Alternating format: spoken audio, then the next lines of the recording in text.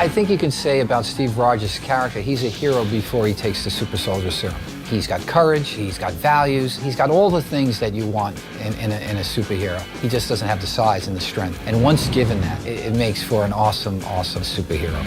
We knew that the movie wouldn't work if you didn't buy Skinny Steve at the top. We're going to spend the whole first act with a scrawny version of Steve Rogers before he gets chosen for the program and undergoes the procedure that turns him into Captain America.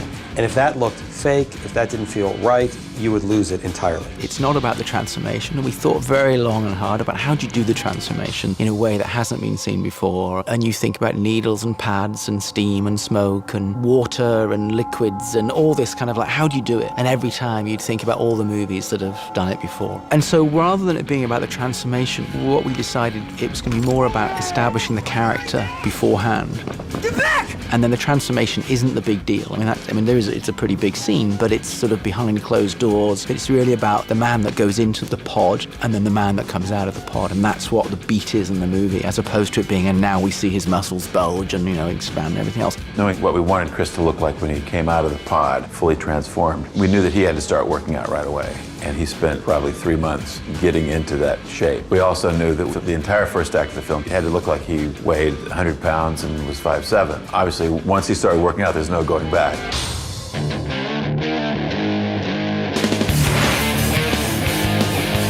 Steve Rogers is supposed to be 98 pounds. He's very tiny. And then when he turns into Captain America, Chris Evans looks pretty remarkable with how he worked out and where he took his body to. So that's a tough one that we've had to do a lot of reference shooting. There's always a balance of trying to see, okay, what will work and what won't. We sat down at the very beginning and we said, well, it's not really a visual effects movie, is it? Nah, it's just a movie. It's a movie. It's a buddy pick, and it's a superhero, but that he doesn't really have that many superpowers. He jumps a bit and he's stronger, but it's not really many visual effects. And then you turn around and we're probably going to be, 12, 13, 1,400 shots, taking the original photography of Chris Evans, thinning him down, and just by frame, painstakingly reshaping his entire body for the first third of the movie. We discussed all sorts of things. Are they different actors? No. Well, do you do a Tom Hanks Castaway thing? Well, our schedule wouldn't allow time for Chris to get that skinny and bulk back up again. So we started looking at a number of effects processes to get it done. All CG came up.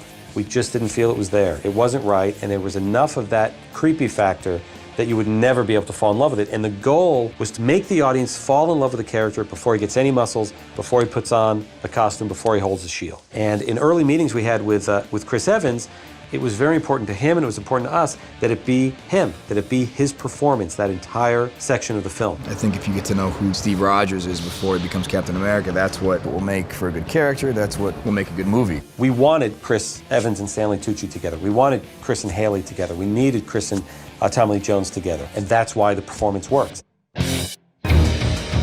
So we're taking Chris's performance and we're actually shrinking him down and scaling him down and thinning him up. And we're doing it using a variety of techniques, but that's one of our sort of more challenging aspects of what we're doing, and something that really hasn't been done to this level before. He's a big guy, he's broad and he's got a classic V shape, and what we're trying to turn him into is the 98-pound weakling and make him shorter and thin out his face and remove the muscles from his neck and his shoulders. We did a few proof of concept tests, and I remember showing a section of the film, early rough cut footage of the rebirth scene, where there were a few shots of Chris skinny, gets onto a table, goes into the pod opens up, reveals the muscles, and the people I was showing to, how did you add those muscles? That was amazing. What's that effect? How'd you add those muscles? And I went, that's not the effect. The effect is the skinny version. They go, really? That is kind of when we all looked at each other and went, it's gonna work. It changes the performance. When we're first looking at dailies and we're first looking at our rough cut, there's very few completed shots. And you see Chris, muscular Chris, doing these scenes with people and everyone's referring to him, you don't give up, you're skinny. And then when you start seeing the effect shots finally in the film, wow, does it change everything. As much as possible is Chris basically shrunk. When that didn't work, for technical reasons, we photographed a body double, what we call a Skinny Steve, an English guy named Leander Deeney. Chris is of a kind of heroic build, and he needs to be a scrawny loser. That's where I come in. He'll decide how he wants to do the scene, and I'll watch him do it 4 or 5 times, and then I do that and try and get an exact copy. Okay, good.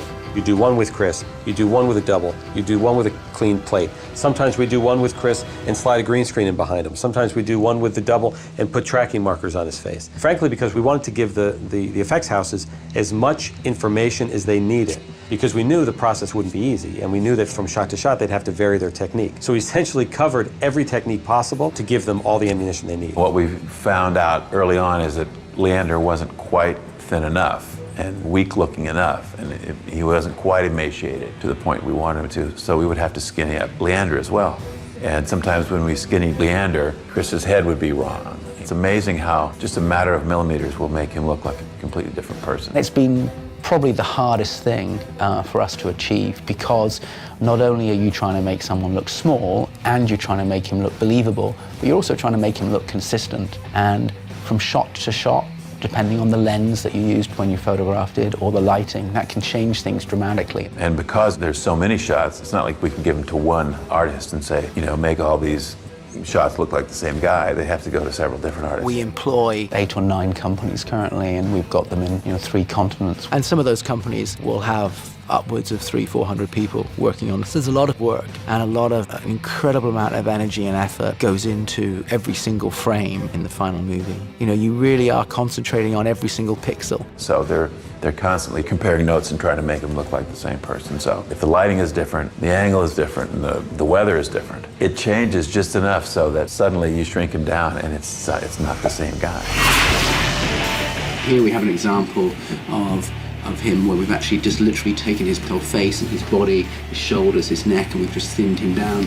We've made his cheeks more gaunt. We've changed the shape of his jaw to remove some of that strong sort of superhero jaw. We've made his shoulders much, much narrower and given him more of a coat hanger feel here in this area here. We've thinned down his neck. We've just tried to make the helmet look just a little bit big. We've shrunk the whole head just a little bit and made him just a little bit smaller.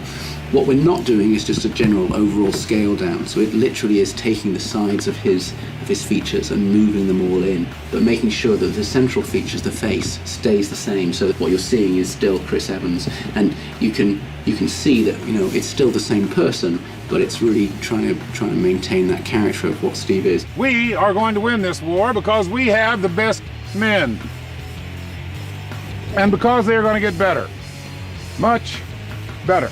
On this shot here, we're actually doing a different technique, which is to use our body double. This is how we actually photographed him. He's got green dots on his face so that we could track where his face was looking, because we looked at this and thought, well, this is likely to be more of a head replacement technique rather than slimming Chris down. So we shot the same pass with Chris Evans' face, or Chris walking doing the same motion, exactly the same. So we shot the scene 2 different ways, and then we took Chris's head and we placed Chris's head onto the Leander body. You're beginning to believe that, you know, it's Chris walking towards us, but it's a very, very small version of Chris. You still recognize that is Chris Evans, and yet it's unfathomable that is half the man that he really ends up being in the movie. Visual effects really have to be on point. If they look silly, the illusion is shattered. But you really feel like it's me. It's kind of interesting how visual effects touches so many different aspects of filmmaking nowadays, and there's so much that we can do. Just as maybe you start to think you see what the trick is, in the next shot it's a different trick. So you can't quite grasp it, so it must be real. It's pretty original and pretty fantastic. To the little guys. Hey, Lisa here with more on Chris Evans. Now, for his directorial debut before we go, Evans also played the lead role. He wanted to learn how to play the trumpet, as his character does in the film. However, he found the process so difficult that he resigned himself to memorising where to put his fingers to play the different notes without actually playing the instrument. There you go. Now, do you like my shirt? You can get one for yourself in the link in the description.